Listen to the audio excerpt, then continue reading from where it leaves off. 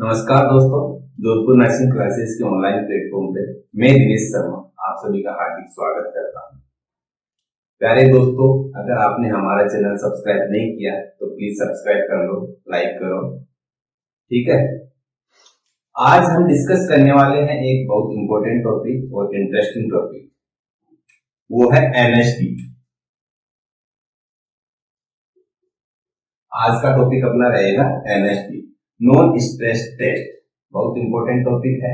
2-3 question इसमें से put up होने के चांस रहते हैं। जो भी क्वेश्चन पुटअप होंगे मैं उनको हाईलाइट करूंगा, आप उनको क्या करिए, नोट करिए। ओके, क्या होता है एनएसटी, नॉन स्ट्रेस टेस्ट।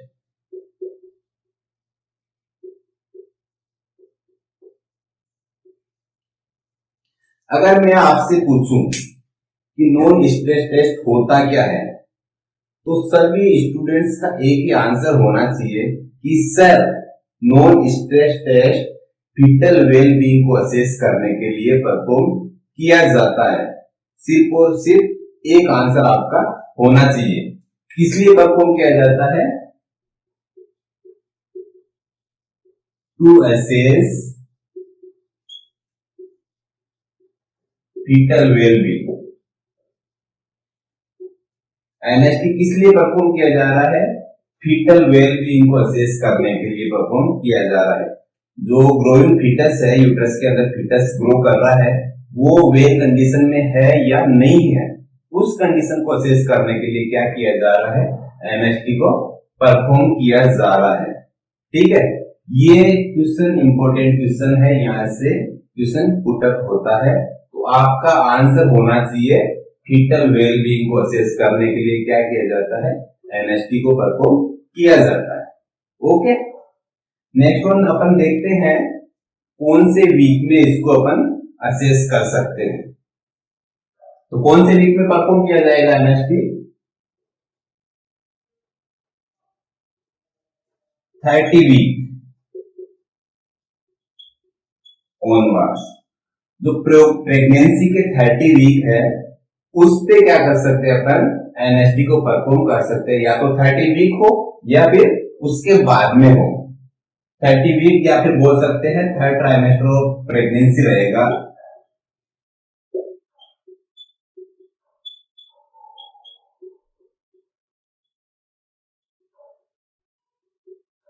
तो प्रेगनेंसी का थर्ड ट्राइमेस्टर है, लास्ट ट्राइमेस्टर, उसमें हम क्या कर सकते हैं?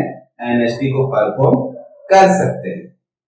नेक्स्ट वन हम देखते हैं कि एनएसटी परफॉर्म करने से पहले मदर को पोजीशन प्रोवाइड करवानी है, तो पोजीशन कौन सी प्रोवाइड करवानी पड़ेगी? नेक्स्ट वन के हमें उसको इंडिकेशन देने पड़ेंगे। मदर को इंडिकेशन देंगे कि जब भी फीटल मूव करे तो आपको क्या करना है? इंडिकेशन देना है, ताकि हम उससे क्या कर सके, तो फीटल वेलबींग की कंडीशन है उसको असेस कर सके।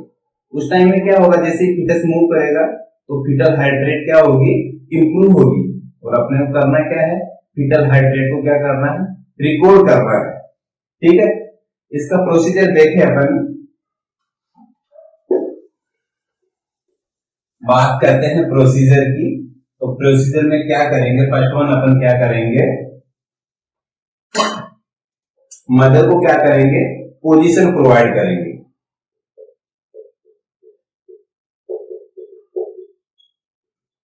अब पोजीशन की अगर बात करें तो प्रेगनेंसी की कंडीशन में सबसे बेस्ट पोजीशन होती है लेफ्ट लेटरल पोजीशन। कौन सी पोजीशन होगी? लेफ्ट लेटरल, या बोल सकते हैं लेफ्ट लाइन पोजीशन। अब यहां से क्वेश्चन पुटअप होता है कि सर, प्रेगनेंसी में लेफ्ट लेटरल पोजीशन ही क्यों प्रोवाइड करते हैं? तो इसका आंसर सुनिए, क्यों करते हैं?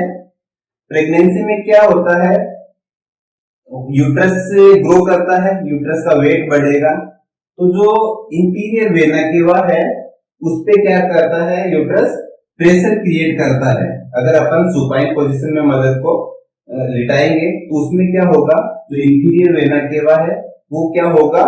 प्रेस होगा। उससे कौन सी कंडीशन देखने को मिलेगी? अपने को हाइपोटेंशन की कंडीशन देखने को मिल सकती है। तो हाइपोटेंशन की कंडीशन को प्रिवेंट करने के लिए अपन क्या करते हैं, लेफ्ट लेटरल पोजीशन प्रोवाइड करेंगे। Okay, to prevent supine hypotension. जो सुपाइन हाइपोटेंशन की कंडीशन है उसको प्रिवेंट करने के लिए क्या करना पड़ता है, मदर को लेफ्ट लेटरल पोजीशन प्रोवाइड करनी पड़ती है, जो उसके लिए मदर के लिए एक परफेक्ट कंफर्टेबल पोजीशन होती है। ठीक है, अब पोजीशन प्रोवाइड कर दिया अपन ने। नेक्स्ट वन हम क्या करेंगे, जो एनएसटी मशीन है वो क्या करेंगे, अप्लाई करेंगे। कहां पे अप्लाई करेंगे, जो मदर का एब्डोमेन होता है उस पे क्या करेंगे, एनएसटी मशीन को अप्लाई करेंगे। अब एनएसटी मशीन में देखते हैं कि उसमें क्या होते हैं, दो प्रोब होते हैं। एनएसटी मशीन में क्या होगा, दो प्रोब होता है। कौन कौन से प्रोब होते हैं, फर्स्ट वन रहेगा कार्डियोटोकोमीटर, वो क्या करेगा, जो फीटस है उसकी हार्ट रेट को क्या करेगा, मॉनिटर करेगा। और दूसरा होगा यूएसजी प्रोब। तो यूएसजी प्रोब क्या करता है, जो मदर के यूट्राइन कॉन्ट्रैक्शन आ रहे हैं तो कंटिन्यू रहते हैं उसको क्या करेगा, रिकॉर्ड करेगा। जो फीटस मूव कर रहा है उसको क्या करेगा, वो रिकॉर्ड करेगा। ओके, फर्स्ट वन होगा cardiotocometer, next one USG probe. ठीक है, अभी इसकी पोजीशन देखते हैं अपन, क्या लीड है उसको कौन से पॉइंट पे अपने को क्या करना है, प्लेस करना है। तो इसका एक रफली डायग्राम देखते हैं। ये मदर है, प्रेग्नेंट लेडी है। ठीक है, ये प्रेग्नेंट लेडी पे क्या करना है, जो यूएसजी प्रोब है उसको क्या करना है, जो यूट्रस का फंडस पार्ट है उस पे क्या करना है, अप्लाई करना है। ये यूट्रस का फंडल पार्ट हो गया, उस पे क्या करना है, अप्लाई करना है। नेक्स्ट वन है कार्डियोटोकोमीटर, जो सेकंड प्रोब होगा उसको क्या करना है, आपको बच्चे का जो हार्ट का लोकेशन है उसको क्या करना है, असेस करना है। उससे पहले अपन देखेंगे कि बच्चे का पोजीशन कौन सा है, पोजीशन के अकॉर्डिंग उसका हार्ट का लोकेशन अपने को देखने को मिलेगा। तो पोजीशन के अकॉर्डिंग हार्ट का लोकेशन क्या करिए, आप असेस करिए, वहां पे क्या करिए, मार्क करिए। और जो सेकंड वन प्रोब है उसको क्या करिए, उस लोकेशन पे अटैच करिए। तो दोनों कंडीशन अप्लाई कर दिया, दोनों प्रोब अप्लाई कर दिया। उसके बाद में आपको क्या करना है, मदर को इन्फॉर्म करना है कि जब भी फीटस मूव करे आप क्या करो, हमें एक इंडिकेशन दो, ताकि हम क्या कर सके, फीटल मूवमेंट के दौरान फीटल का जो हार्ट रेट है वो इंप्रूव हो रहा है उसको हम क्या कर सके, रिकॉर्ड कर सके। ठीक है, ये अप्लाई कर दिया आपने। नेक्स्ट हम क्या करेंगे, एडवाइस करेंगे मदर को, advice mother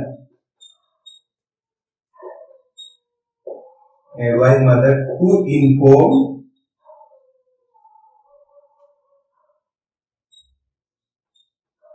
whenever fetus movement. जब भी फीटस मूव करेगा तो मदर क्या करेगी, एक इंडिकेशन, जो भी हेल्थ केयर प्रोवाइडर है उसको क्या देगी, इंडिकेशन देगी। उस टाइम में आप क्या करो, जो भी फीटस का हार्ट रेट है उसको रिकॉर्ड करो। ये सब करने के बाद में क्या होगा, आपको रिकॉर्ड करोगे, उसका एक टाइम ड्यूरेशन होता है कि 20 मिनट में आपको देखना है कितनी बार फीटस का हार्ट रेट क्या हो रहा है, इंक्रीज हो रहा है। ठीक है,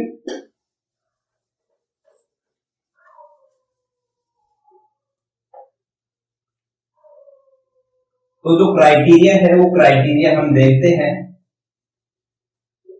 पोजीशन भी दे दिया मदर को, इंडिकेशन भी दे दिया।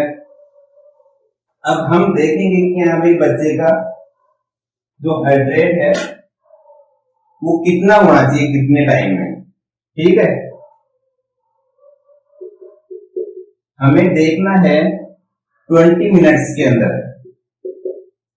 20 मिनट का जो टाइम है उसमें एटलीस्ट 2 टाइम, कितनी टाइम, 2 टाइम, एटलीस्ट 2 टाइम जो फीटल हार्ट रेट है वो 15 बीट पर मिनट तक क्या होनी चाहिए, इंक्रीज होनी चाहिए। जो फीटल हार्ट रेट है वो क्या होना चाहिए, इंक्रीज होना चाहिए। कहां तक, up to 15 beat per minute. अगर ये कंडीशन हमको देखने को मिल रही है तो वो इंडिकेट करेगा कि जो फीटस है वो क्या है, रिएक्टिव है, वेल बीइंग है। अगर रिएक्टिव फीटस देखने को मिल रहा है मतलब यहाँ जो मूवमेंट हो रहा है उस टाइम में क्या हो रहा है, फीटस में हार्ट रेट इंप्रूव हो रही है, मतलब जो फीटस है वो जैसा अपने को चाहिए था वैसी कंडीशन में है, वेल बीइंग है। तो ये क्या इंडिकेट करेगा, फीटल वेल बीइंग को, या फिर बोल सकते हैं रिएक्टिव फीटस। फीटस क्या है, रिएक्टिव है। तो जो एनएसटी हुआ वो क्या हुआ, रिएक्टिव एनएसटी होगा। टेस्ट को अपन नॉर्मल टेस्ट या फिर नेगेटिव टेस्ट भी बोल सकते हैं। ये टेस्ट कैसा होगा, नॉर्मल एनएसटी, या फिर बोल सकते हैं नेगेटिव। फीटल वेलबीइंग है मतलब जो टेस्ट है वो क्या है, नॉर्मल है, नेगेटिव है। अगर इसी क्राइटेरिया में अपन देखें कि उसका 2 टाइम हार्ट रेट क्या हो रहा है, अपने को देखने को मिल नहीं रहा, कम से कम 2 टाइम क्या होना चाहिए, 15 बीट पर मिनट से इंक्रीज होना चाहिए। जो बेसलाइन हार्ट रेट है, बेसलाइन हार्ट रेट से क्या होना चाहिए, बेसलाइन एचआर से कम क्या होना चाहिए, 15 beat per minute fetal heart rate क्या होना चाहिए, इंक्रीज होना चाहिए। ये देखने को मिला, मतलब फीटस क्या है, नॉर्मल है, जो टेस्ट है नेगेटिव है, रिएक्टिव फीटस है। अगर ये कंडीशन यहाँ पे देखने को नहीं मिल रही तो वो टेस्ट होगा पॉजिटिव टेस्ट। पॉजिटिव टेस्ट की कंडीशन में क्या देखने को मिलेगा, पॉजिटिव एनएसटी में क्या देखने को मिलेगा, तो फीटस होगा वो वेलबीइंग नहीं रहेगा, नॉट वेलबीइंग।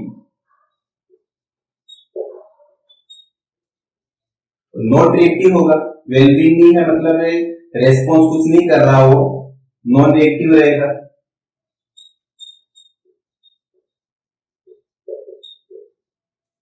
और पॉजिटिव टेस्ट ये रहेगा।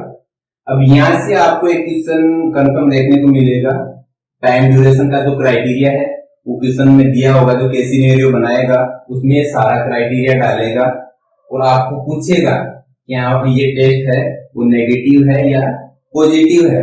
तो ये क्राइटेरिया देख के आपको क्या करना है, डिसाइड करना है, फीटस का जो कंडीशन है वो असेस करना है, और जो आपका आंसर होगा वो राइट आंसर को क्लिक करना है।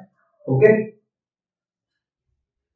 अब इसी को हम एक एग्जांपल के थ्रू समझते हैं ताकि आपको और ज्यादा कंफर्म हो जाए कि टेस्ट पॉजिटिव है या नेगेटिव है। तो क्लियर करने के लिए क्या करते हैं, हम एक एग्जांपल के थ्रू इसको समझते हैं।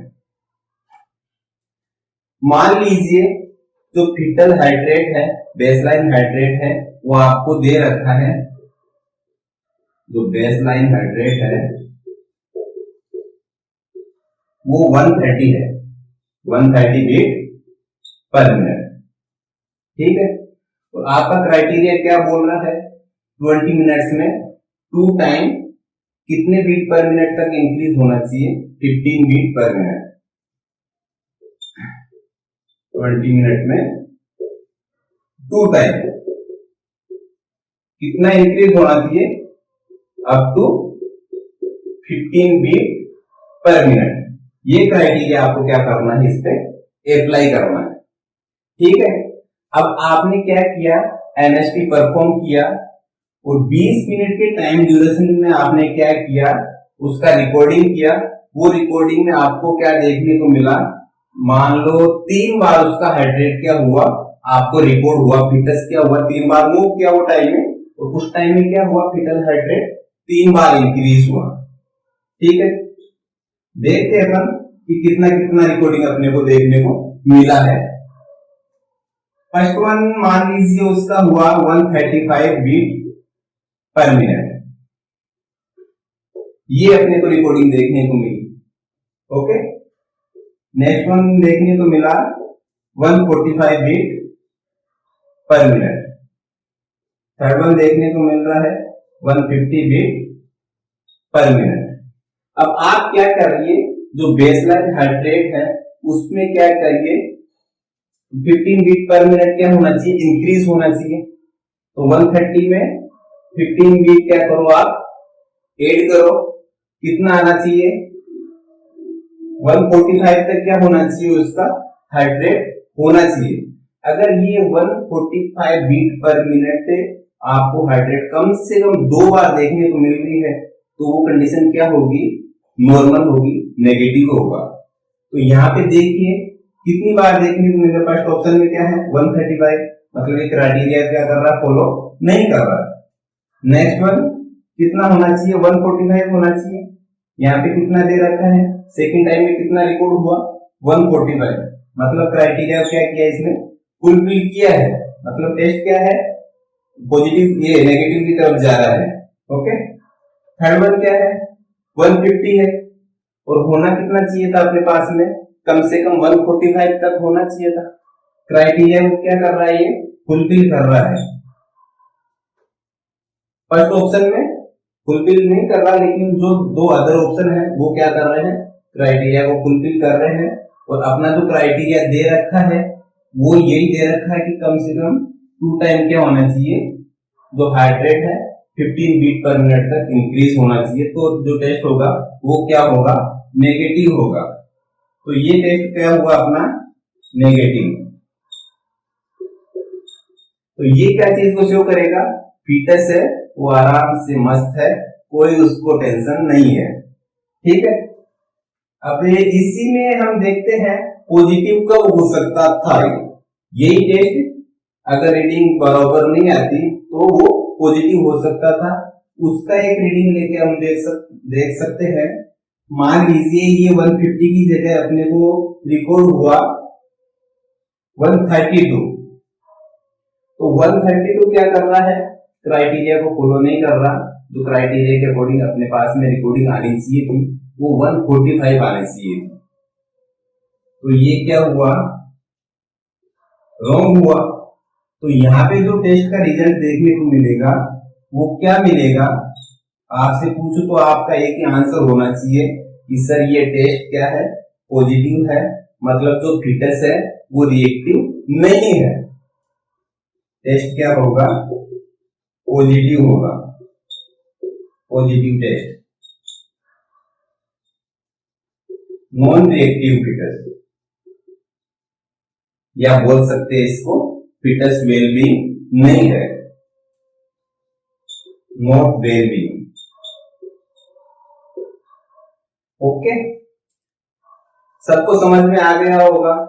जो इसमें से इंपॉर्टेंट क्वेश्चन बने वो मैंने बता दिए, कम से कम 3 या 4 क्वेश्चन है जो इसमें से इंपॉर्टेंट है, वो आने लायक है। फर्स्ट वन कौन सा देखा था अपन ने, 30 वीक कब परफॉर्म करते हैं, 30 वीक पे परफॉर्म करते हैं, इंपॉर्टेंट क्वेश्चन है। नेक्स्ट वन कौन सा देखा था, किस लिए परफॉर्म किया जा रहा था, सबसे इंपॉर्टेंट क्वेश्चन है, किस लिए परफॉर्म किया जा रहा है। तो आपका एक ही आंसर होना चाहिए, फीटल वेलबींग के लिए।